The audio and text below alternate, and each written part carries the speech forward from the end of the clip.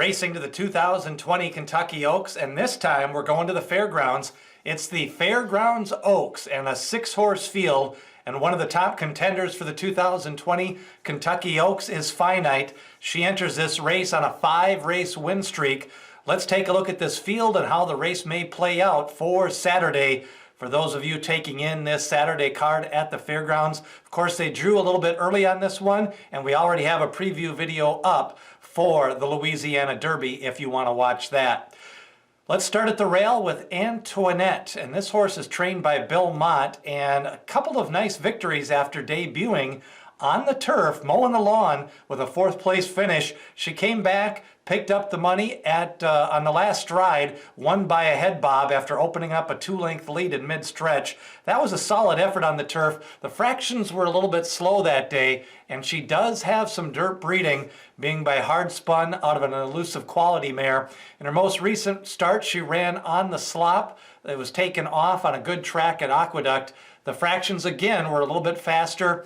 To the pace par, they were 11 lengths slower to the pace par by Brisnet. She ended up running a 81 Brisnet speed figure and picked up a 1.25 length victory. She has now won 2 in a row. She's by hard spun. I think she'll get the distance. I like the rail draw, and Junior Alvarado continues to ride for Bill Mott, especially during the winter time at the Big A. I think Antoinette is a good contender here to possibly upset Finite in this spot. French Rose is the long shot, 10 lifetime starts. Doesn't really seem to be improving, and I think the distance could be a little bit too much for her. She did pick up a victory at Santa Anita at 7 furlongs. She could be the controlling speed in this race. If you want to play that angle, the speed of the speed, French Rose will be on the engine, and Calumet Farm has a way of coming in with long shots in these big races. Tempers Rising kind of just slowly progressing through the Fairgrounds series. She lost in the Silver Bill Day by a neck. She ran evenly to lose by 6 when Finite really just busted out the whooping stick in the Rachel Alexandra. That was probably her best performance. I like the fact that she continues to run evenly. Leperoux stays aboard. A little bit questionable on the pedigree as they get distance by being by Bairn. I know he won the Breeders' Cup Classic, but he was more of a sprinter type pedigree. Out of a Mountain Cat mare, that at least adds a little bit of stamina and kind of some grit and toughness on that mare side. Tempers Rising, I like the fact she's ran 7 times with 6 of those races at a distance. If somebody kind of makes a mistake here, Tempers Rising is the type of horse that can pick up the pieces.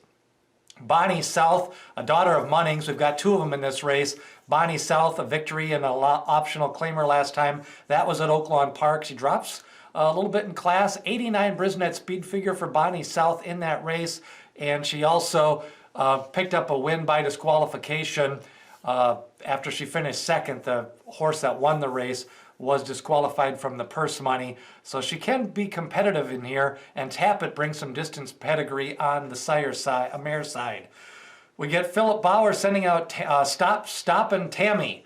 Say that fast 3 times. By Tappet out of Deputy Minister. We're seeing more and more of these Tappets on both sides of the pedigree now. Nice win last time out, controlling the engine on the front end. Went wire to wire at the fairgrounds. Got to deal with a little bit of speed this time from Santa Anita and French Rose, but I think it's either French Rose or Stop Shoppin' Tammy that will set the lead going into the turn. And then on the outside, the horse that's won 5 in a row and picked up a 91 Brisnet speed figure.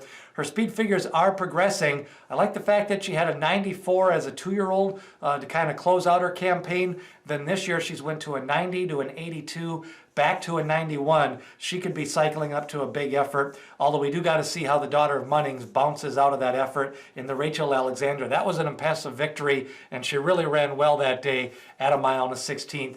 She's going to try to go into the Kentucky Oaks with a 6-race winning streak if she's able to get it done. And traditionally, over the last 10 years, the Fairgrounds horses have done well in the Kentucky Oaks. Who do you like in the Kentucky Oaks? Leave a note, comment, and share this video with all your horse racing fans on Facebook and across all of your favorite platforms, as we're going to try to spread the word about the Kentucky Oaks and the Kentucky Derby 2020. We'll see when that race is going to be run, possibly later this week. Don't forget, hit subscribe and smash that like button. It's the 2020 Fairgrounds Oaks from Louisiana.